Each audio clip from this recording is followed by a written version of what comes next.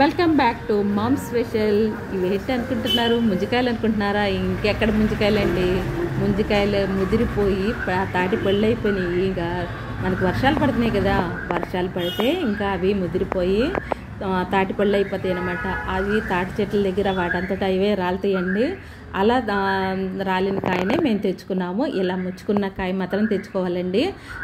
ముచ్చుక లేకపోతే ఊడిపోతే మాత్రం అందులో పురుగులు ఉండే ఛాన్సెస్ ఉంటాయి. అంతేకాకుండా కొన్ని బర్డ్స్ తినేసిన పీచు ఉండే కాయలు కూడా వస్తాయి. అవి కూడా మనం తెచ్చుకోకూడదండి.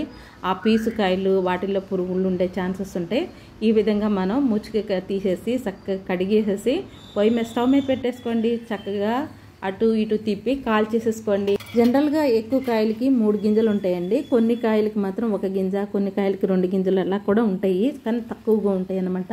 ఇట్లా 3 గింజలు ఉన్న కాయలు మాత్రం ఎక్కువగా ఉంటాయి. ఇది మాత్రం 3 గింజల కాయ అండి. ఈ విధంగా నేను తెచ్చుకున్నాము.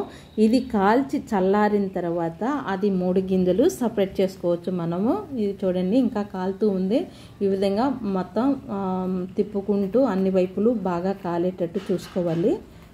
ఈ విధంగా కాలిన తర్వాత ఇది చూడండి చల్లారిపోయింది. చల్లార్చుకుని అప్పుడు మనం చేతితో 3 గింజల్ని సపరేట్ చేసుకోవాలి. ఇలా మనం ఎవరికి కావాల్సిన గింజ వాళ్ళు అలా తినవచ్చు అన్నమాట.